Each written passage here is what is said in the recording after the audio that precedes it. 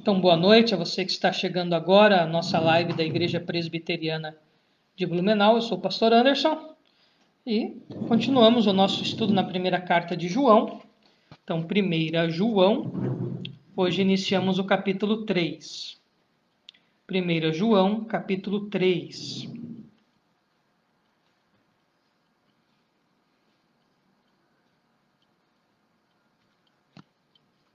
Primeira João, capítulo 3. Hoje vamos nos versículos de 1 a 10.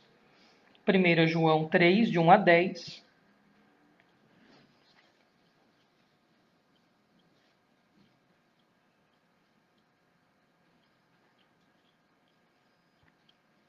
Primeira João, capítulo 3, versículos de 1 a 10. Lembrando que, se você perdeu os estudos anteriores, nós temos aqui na página os vídeos e também no nosso canal no YouTube, Igreja Presbiteriana de Blumenau, todos os estudos anteriores. Então, 1 João capítulo 3, eu lerei o versículo e já farei o comentário, assim a gente ganha tempo. Então, vamos lá, versículo 1. Vede que grande amor nos tem concedido o Pai, a ponto de sermos chamados filhos de Deus. E de fato somos filhos de Deus. Por essa razão o mundo não nos conhece, porquanto não conheceu a Ele mesmo. O versículo 1 nos traz à memória algo maravilhoso que Cristo alcançou por nós no Novo Testamento, que é a filiação. Nós somos filhos de Deus. Nós somos irmãos de Jesus, nesse sentido, irmãos adotivos, né? Mas nós somos filhos de Deus. Ou seja, uma elevação do status. Não somos meras criaturas, agora nós somos filhos. E, de fato, é algo que é tão maravilhoso que João liga ao amor de Deus. Amor que Deus, o Pai, tem nos concedido, nos chamando de filho. Ou seja, uma relação especial. Né? Uma relação que vai para muito além de um grupo que fica correndo atrás de um Deus, tentando satisfazer a vontade daquele Deus, através de uma série de rituais, e enfim, né? A nossa religiosidade não se embasa nisso, né? Numa troca, ou ficar tentando, através de rituais, fazer com que Deus nos aceite. É uma relação familiar. Deus é o nosso Pai. Somos filhos de Deus. Há um teólogo católico chamado von Balthasar, que fala que em Cristo nós somos elevados, né? Que Adão era quase perfeito, né? Se fosse perfeito não teria pisado na bola, né?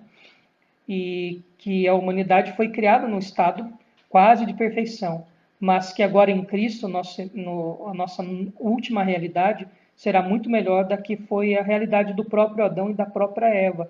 Em Cristo nós somos elevados, né? E aí essa ideia de João de nos chamar de filhos traz-me à memória agora essa teologia do von Balthasar, um teólogo muito importante católico, né? Um grande estudioso da palavra de Deus lá do começo do século 20. Então vamos lá. Versículo 2. Versículo finalzinho do 1, né? Por essa razão o mundo não nos conhece, porquanto não conheceu a ele mesmo.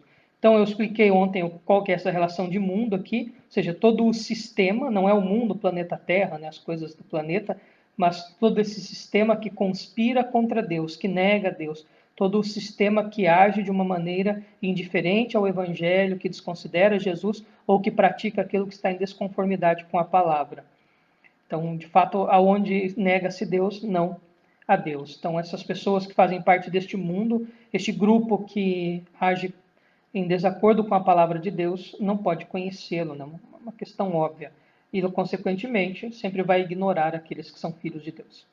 Versículo 2. Amados. Mais uma vez, olha que termo maravilhoso, né? É um particípio, amados. E essa ideia aqui, esse particípio em especial, dá uma ideia de um amor que não se acaba. Nós somos alvos de um amor que é infinito. Então, quando nós somos chamados de amados, Deus nos amou, Deus nos ama e nos amará. É uma atitude que se inicia no passado, tem uma continuidade no presente e permanece eternamente. Então, o particípio aqui é muito maravilhoso, né? Amado, amado, amado. Nós somos amados por Deus. E amados e ponto, né? Deus nos ama e ponto, não há uma condição para este amor. Agora somos filhos de Deus e ainda não se manifestou o que haveremos de ser, falando da ressurreição dos corpos. Então, ainda nós temos uma concepção limitada das coisas, porque nós somos salvos, porém pecadores, somos santos, porém pecadores, cremos em Deus, já vivemos parte do reino de Deus, mas somos pecadores, então a nossa experiência é limitada. Sabemos que quando ele se manifestar, falando do retorno de Cristo, né? Eu acredito que esse retorno de Cristo bota término em todas as coisas. O dia que Cristo voltar, encerra-se tudo. Não vai ter um período antes, depois, durante, no meio. Cristo volta, depois volta de novo, depois vem de novo. É de uma vez só. É um evento único e que encerra esta história, né? Até Cristo não voltar, quem falece nele, quem morre em Cristo, vai para ele, né? Volta para ele. Então, que segurança que nós temos em Jesus. Então, quando fala essa manifestação, os últimos dias, fazendo referência à ressurreição dos corpos, falando que nós teremos um corpo semelhante ao de Cristo. Seremos semelhantes a Ele, porque haveremos de vê-lo como Ele é. Já parou para pensar nessa experiência maravilhosa que nós teremos com o nosso Deus? Esta atual concepção nossa, extremamente limitada pelo pecado, enfim, não consegue contemplar Deus. Se Deus manifestar a sua glória no meio de nós, enquanto nós estamos vivos, nós morreremos. Esse corpo não suporta presenciar a glória de Deus. Então, o que nós podemos conhecer de Cristo é aquilo que o Espírito Santo toca ao nosso coração, e ao ler a Escritura, nós conhecemos Ele. Então, ainda é um conhecimento limitado. Nós conhecemos Cristo pela experiência do Espírito Santo através da leitura da Escritura. Mas haverá um dia que nós o veremos face a face, que nós o abraçaremos, o tocaremos, seremos tocados. Enfim, então, se no capítulo anterior nós falamos do o já do reino de Deus e o ainda não, aqui João está falando especificamente do ainda não, aquilo que nós vamos viver. Se já desfrutamos de uma experiência maravilhosa de salvação, de conversão, de segurança, de saber que o nosso destino é certo, agora, trazendo isso à memória, a gente não consegue nem vislumbrar direito, dada a nossa limitação, o que vai ser estar com Deus. É maravilhoso, né? E essa ideia, né, semelhante a Ele. O apóstolo Paulo trabalha muito isso lá em 1 Coríntios 15, né, falando do nosso corpo, teremos um corpo semelhante ao dele, ou seja, um corpo incorruptível, teremos um corpo perfeito. Por isso que eu falei no princípio, seremos melhores do que Adão e Eva. Aí sim, nós seremos perfeitos. No céu, na presença de Deus, com corpos ressurretos, nós seremos perfeitos. Aí não vai haver pecado. Maravilha, né? Até lá a gente vai ralando o joelho aqui na terra. E a si mesmo se purifica todo o que nele tem esta esperança, assim como ele é puro. Então, esta ideia que agora traz a memória desta comunidade, João, falando de pureza, mais uma vez ele vai fazer um contraste com aqueles dissidentes, aqueles que haviam deixado a comunidade, estavam pregando aquela heresia, que Cristo não tinha vindo com o corpo humano, né? Os docetistas, ou docetismo, gnósticos, né? Eu expliquei um pouquinho sobre esse grupo, você pode ver lá na nossa aula introdutória, né? Só procurar o vídeo lá no YouTube, 1 João, a aula introdutória, a introdução, falei um pouco sobre este grupo. E agora, trazer à memória o que Cristo tem para aqueles que são seus, esse futuro maravilhoso, né? Então, traz essa ideia de esperança e pureza. Então, quanto mais nós estamos firmes naquilo que Cristo ensinou, a nossa mente mais pura ficará, sem a influência das heresias, dos falsos ensinamentos, daquilo que nos distancia da palavra, que era o que estava acontecendo aqui, né? O povo que saiu ficava seduzindo os outros para se tornarem membros daquela igreja maluca que eles haviam fundado, que negava a humanidade de Cristo, pregava o ódio, que não levava em consideração o amor, viviam uma vida pecaminosa e etc. Todo aquele que pratica o pecado também transgride a lei, porque o pecado é a transgressão da lei. Então, uma referência ao grupo dissidente. A lei aqui nós tomamos como uma palavra como um todo. Sabeis que também que ele se manifestou para tirar os pecados, e nele não existe pecado. Então, o Cristo que nos salva através da sua obra lá na cruz, Ele não pecou, Cristo não tinha pecado. Jesus, verdadeiro Deus, verdadeiro homem, jamais pecou. Diferenciava a natureza humana de Cristo da nossa é isso. Cristo jamais pecou. Cristo não pecou. Então, possivelmente, qual que era o argumento desse grupo dissidente? Como eles estavam ligados à filosofia grega, e lembram-se, ontem eu até falei para você ler o artigo que eu deixei aqui na página da igreja do pastor Elton lá de Matão, que fala sobre os epicureus, que influenciou um pouco esse grupo. Então a ideia deles e o platonismo também, falei um pouco sobre isso. O que acontece? Para eles o corpo era algo ruim, a matéria era algo ruim, o corpo humano algo ruim, a prisão da alma para Platão, né? Então, se Deus veio enquanto homem, se teve um corpo material, esse corpo não podia ser perfeito, porque tudo que é corpo é ruim. Então, um dos argumentos que esse grupo usava para tentar disseminar dúvida e questionar a doutrina de Jesus, dos apóstolos, era exatamente assim: se Jesus veio enquanto homem, e ele teve um corpo, e sabemos que o corpo é pecaminoso, então Cristo pecou. Então Cristo é pecador, porque se ele se fez homem, essa natureza humana, esse corpo é pecador. Então, agora, esse reforço de João dizer, não, nele não existe pecado. Nele não existe pecado. Se ele fosse pecador, ele não conseguiria satisfazer a justiça de Deus. E nós não seríamos salvos. Mas era um argumento desse pessoal aqui. Se ele veio como carne, então ele é pecador. E aí o reforço, não, Cristo não pecou. Versículo 6, todo aquele que permanece nele não vive pecando. Todo aquele que vive pecando não o viu nem o conheceu. Aqui o vive pecando é o que vive no pecado. Ou seja, aquela pessoa que não tem sensibilidade do pecado. Sabe aquela pessoa que peca e acha normal, né? Tem um momento em que o pecado parece que já não mexe mais conosco, que o pecado não ativa nenhum sistema, né? Dentro da nossa mente, dentro do nosso coração. Então, esta é a ideia do versículo. Ou seja, as pessoas que insistem no pecado, no caso, aqueles dissidentes, afirmando que Cristo não veio com natureza humana, pregando ódio, pregando que poderia levar uma vida libertina, fazer a farra que quisesse, sem consequência nenhuma, etc, etc. Então, aquele que insiste no pecado. Fala, esse não o conheceu. E esse não conheceu está ligado à salvação. Falamos isto ontem, né? O conhecer a Cristo implica na salvação. Veja, nós somos pecadores e por isso pecamos. Mas nós temos consciência, não é verdade?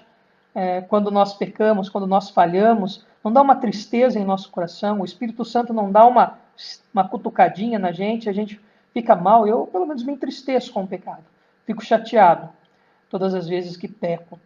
Então, esta é a ideia aqui, né? Não é porque quem vive pecando. A gente vive pecando, mas a ideia é que é aquele que vive o pecado como se fosse uma verdade. Essa é a ideia do versículo. Versículo 7. Filhinhos, não vos deixeis enganar por ninguém. Aquele que pratica a justiça é justo, assim como ele é justo.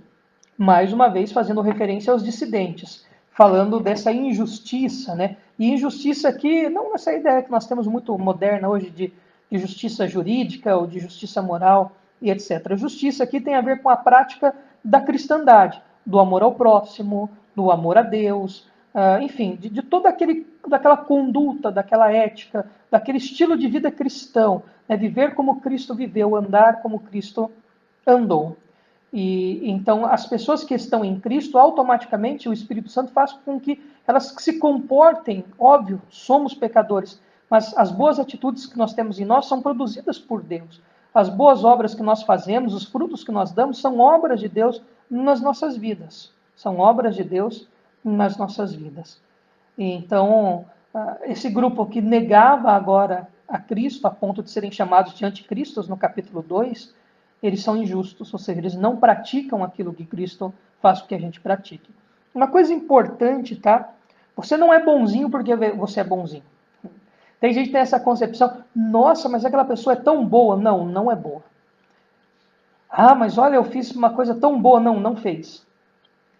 O que nós fazemos de bom é pecar. Nós somos excelentes pecadores. As boas obras que nós praticamos, aquilo que nós fazemos, está em acordo com a palavra, é a ação do Espírito Santo nos conduzindo para aquilo. É Deus que abriu o nosso coração e nos deu possibilidade de amar, de fazer algo bom. Então, toda boa obra que é feita através de nós é para glorificar a Cristo, para que o nome de Cristo seja exaltado e porque o próprio Espírito nos conduz a isso. E tudo aquilo que a gente faz de ruim, isso é nosso mesmo, é da nossa natureza e da nossa inclinação. Por isso que a gente não deve se vangloriar. Aliás, ninguém é salvo porque é bom. Se Jesus fosse salvar só quem era bom, dessas 21 pessoas que estão me assistindo aqui, segundo o YouTube, quem que ia para o céu? Eu não iria. Você iria? Será que nós somos bonzinhos? Não somos, né? Todo mundo tem a sua natureza. Então nós não somos salvos pela bondade, nós somos salvos pela graça de Cristo. Salvação que nós não merecemos. Tá? Então aquele que pratica a justiça, aquele que anda na justiça, seja aqueles que Deus faz com que andem através da ação do Espírito Santo. E o contraste, esses são os filhos de Deus. E aqueles dissidentes que negam a natureza de Cristo, esses são filhos do diabo. Versículo 8. Aquele que pratica o pecado procede do diabo, porque o diabo vive pecando desde o princípio. Para isto se manifestou o Filho de Deus, para destruir as obras do diabo. Lembra que eu expliquei a palavra diabo, né, de diabolos, aquele que desune, aquele que se coloca entre para romper algo, né? Então o diabo é aquele que desune, aquele que se coloca entre, né, para criar caso, criar problema. Então esse próprio grupo é identificado, né, com uma atitude diabólica de negar a Cristo na sua essência, de negar os ensinamentos, de negar a palavra, de causar desconforto, né, nessa comunidade cristã. E agora eles mais uma vez são chamados de filhos do diabo, né? Mas a obra de Cristo é exatamente desfazer. Então, se a obra do diabo é desunir, a obra de Cristo é unir. A obra de Cristo é aquela que nos une a Ele mesmo, nos une a Deus. Então, Cristo destrói as obras do maligno. Há um texto, ou é Colossenses ou é Filipenses, depois eu caço aqui, que fala que Cristo na cruz despojou principados e potestades.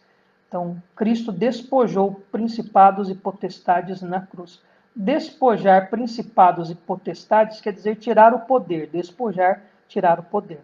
À medida que Cristo triunfou na cruz sobre a morte, venceu e nos deu salvação, todo aquele poder que estas entidades, né, os diabos, né, os satanases, etc., tinham, isso foi destruído na cruz. O seu poder, a sua ação foi limitada pela obra de Cristo. Então hoje há uma super ênfase na obra do diabo, do Satanás, e tem gente até que fala que foi o diabo que mandou o coronavírus, né? Eu não sei de onde isso. Né? Tem isso não, né? Olha o que o texto é muito claro, né? Para destruir as obras do diabo. O diabo age, né? Tem a sua participação aí negativa neste mundo, mas limitada à própria ação de Deus. O diabo é criatura de Deus.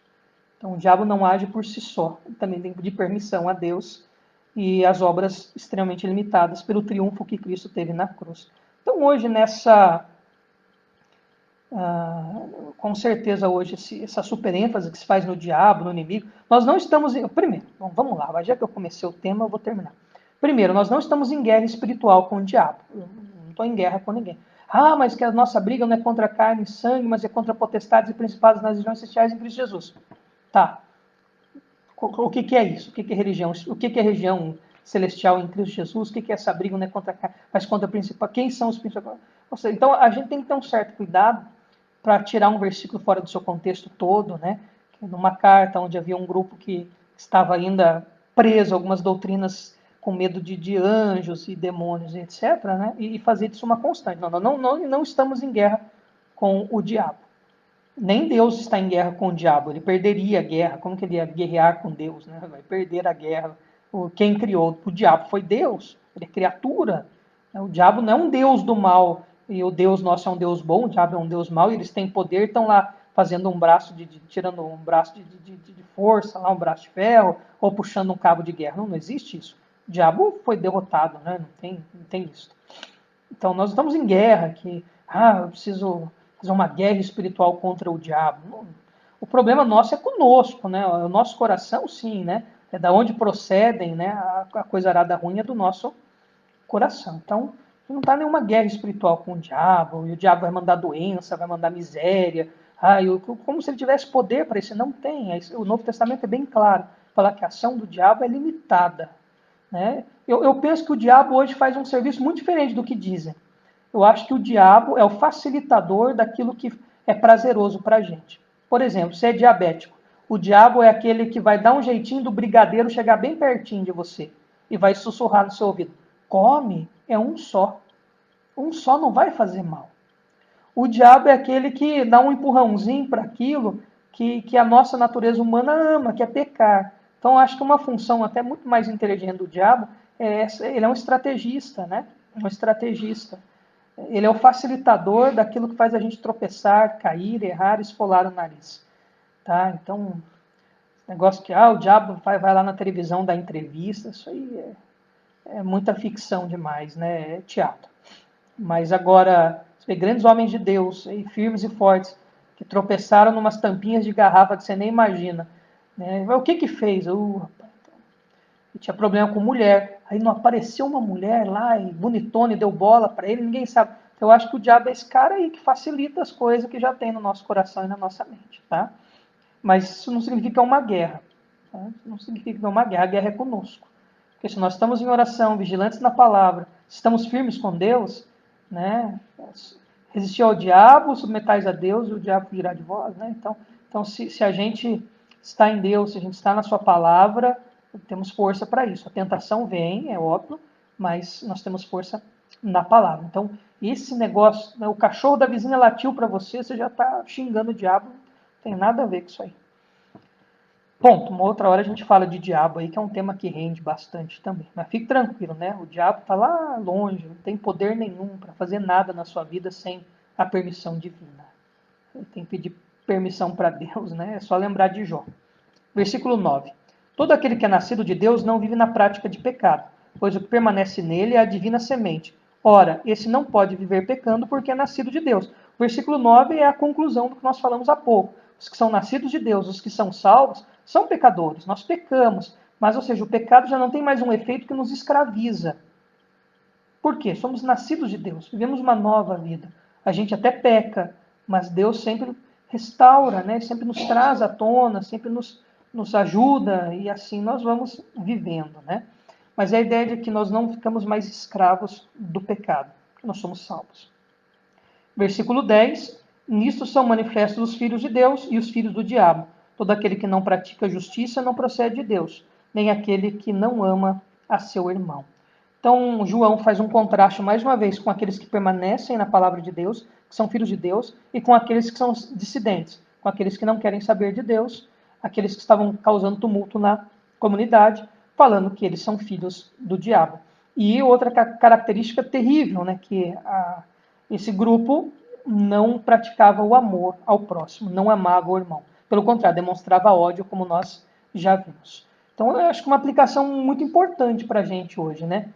Tem umas irmãzinhas, uns irmãozinhos que só ouve música gospel. Não ouve nenhuma musiquinha aí do diferente, né? Não ouve nenhum Caetano Veloso, nada, que não é de Deus. Né? Não ouve nenhum rockzinho, porque é do demônio. Fica 24 horas orando, de jejum e não sei o quê, e lê 30 vezes a Bíblia por dia, e né? Faz os propósitos, as campanhas, ou não sei o quê, usa saia lá na canela, Perfeitamente, o problema não é o que você veste ou deixa de vestir. Mas odeia todo mundo, odeia o vizinho, odeia o patrão, odeia o marido, odeia o filho, odeia a irmãzinha da igreja. Então, aquele que não ama seu irmão é filho do diabo, segundo o versículo 10. Então, é complicadíssimo, tá? É um versículo forte.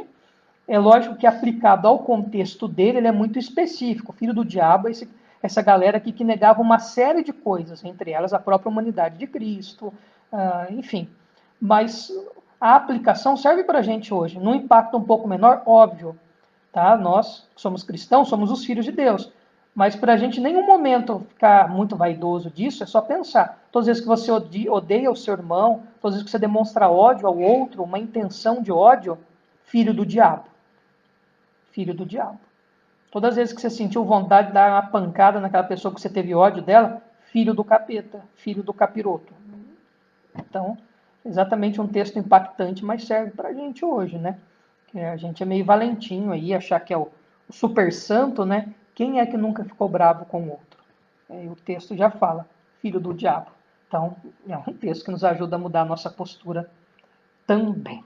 Bom, então, esses 10 versículos fazem um contraste muito grande dos filhos das trevas, aqueles que negam a Cristo, a sua palavra, a santa doutrina, que odeiam os irmãos, que vivem numa prática do pecado, falando que não é pecado. É isso aí que é. É isso que deixa a vida me levar, a vida leva eu, e etc. Em contraste com os que são os filhos de Deus, que até pecam, que até caem, mas levantam pela força do Espírito, que praticam boas obras, porque Deus nos dá a condição de fazermos. Enfim, os filhos de Deus aqui são aqueles que guardam a palavra de Cristo e que mais que se entristecem com o pecado. Eu quero encerrar com uma coisa importante. Muitas pessoas às vezes me procuram, desde da época que eu era seminarista, para demonstrar algumas tristezas. Fala assim, ai pastor, eu estou tão triste, né? Fala, mas por quê? Por que que você está triste? Porque na igreja aqui só toca hino, muito tradicional, queria que tocasse rock, uma oficina G3, não sei o quê. Então tá triste porque não toca rock. E já vi o contrário também. Ai pastor, estou tão triste porque na igreja mais não canta hino, os hinos tradicionais, canta mais música assim, no estilo pop, pop rock, né? Mais umas baladinhas assim, não balada, putz, no sentido, né? Trim, da baladinha lá do tecladinho. E eu fico tão triste. Ai, pastor, eu fico tão triste porque as irmãs de hoje não querem mais ser da SAF. Ou, ai, pastor, eu fico tão triste porque essa igreja, as mulheres tudo é da SAF, não tem um grupo de moças. Sabe, o pessoal fica triste por causa disso. Ai, mas eu fico tão triste porque a escola dominical, que é 9h30, lá na minha igreja era 9h15. As pessoas me procuram, às vezes, para expressar esse tipo de tristeza. Ah, eu estou tão triste com o envelope do dízimo lá da minha igreja, era colorido, e aqui é branco e preto. Sabe, umas tristeza boba, assim. Ah, eu estou tão triste porque o boletim da igreja podia ser dividido em 5 partes, ou dividido em 3.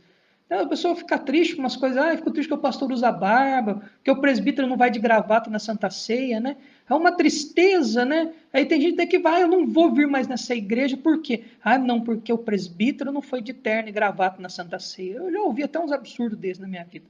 Imagina o pastor não vai de terno e gravata. Fala, então, porque Jesus não volta logo, né? Mas eu nunca vi ninguém chegar para mim e falar, pastor, eu estou arrebentado de triste. Por quê, meu irmão? Por causa do pecado. Eu estou triste porque eu pequei. Eu estou triste porque eu tenho sido um mau esposo, um mau pai, um mau filho, um mau irmão, um mau cristão, um mau funcionário. Pastor, eu estou triste porque lá no meu trabalho eu sempre fico dando aquela saidinha para ir na cozinha tomar uma água, tomar um café, fico indo no banheiro 10 vezes para ver o WhatsApp, dou uma enganadinha no meu patrão lá, enfio umas mentirinhas na hora de bater o ponto para justificar o dia que eu dormia mais. Eu nunca vi ninguém ficar triste porque sonegou um imposto, porque comprou um recibinho aí de médico, de dentista, para colocar na Receita Federal. Eu nunca vi ninguém ficar triste porque deixou de distribuir uma cesta básica, deixou de dar uma carona, porque fingiu que não viu o outro. Eu nunca vi ninguém ficar triste porque deixou de contribuir, sendo que poderia contribuir financeiramente com a igreja e com as obras da igreja. O cara vai lá, anda de carrão, viaja todo final de semana, celular de 10 mil real, sempre nos trinque, postando foto em restaurante caro, e não é dizimista. E não é dizimista. E daí, pastor, mas não tem condição, fala danado, mas para ir todo final de semana no restaurante postar foto, você tem, né? Não, não que eu acho que seja Deus amaldiçoar o caboclo, não tem nada a ver, mas tem a ver com a postura, com a ética, com a conduta cristã. Eu nunca vi ninguém se entristecer por causa do pecado. Nunca nenhum irmão bateu na porta do meu gabinete em 11 anos de ministério para falar, pastor, eu vim aqui em lágrimas, extremamente triste. Nenhuma irmã também. Por quê? Porque eu sou pecador e eu me envergonho disso. Talvez esse texto sirva uma reflexão para ele nesse sentido. Eu estou tão triste porque eu culto pela internet. Ai, meu Deus do céu. Mas ficou 3 meses sem aparecer na igreja. Nunca vi o cidadão, só vejo o cidadão quando tem assembleia uma vez por ano. Tem muita gente que membro de igreja que eu fiquei 8 anos, eu conheci o cara na assembleia, que nunca foi no culto. Eu conheci na assembleia uma vez por ano na igreja. Agora o culto é pela internet, eu estou tão triste. Mas quando tinha culto todo dia, aparecia a cada 36 dias na igreja. Sabe, eu acho que a gente tem que tomar uma sarrafada da Bíblia e tomar vergonha na cara. Começar a agir como cristão de verdade. Parar de viver uma vida média, medíocre, mediana. Com Deus não tem meio termo, ou é, ou é de Cristo ou não é de Cristo. Ou toma uma postura para viver a palavra ou não toma. Esse negócio de vou dar só metade da minha vida para Jesus não funciona, não. É filho do diabo. Não tem esse negócio de meia entrega, não. Então vamos mudar um pouco a nossa concepção, aproveitar essa quarentena para olhar para um texto desse e refletir de verdade. A gente deveria estar morrendo de tristeza por causa do pecado e clamando misericórdia de Deus para que Ele nos ajude a sermos pessoas melhores, mais cristãs, mais amorosas, mais éticas, mais compromissadas. E parar de picuinha. Então eu acho que o que falta para a gente é Bíblia e joelho no chão. Que Deus assim nos edifique com a sua palavra.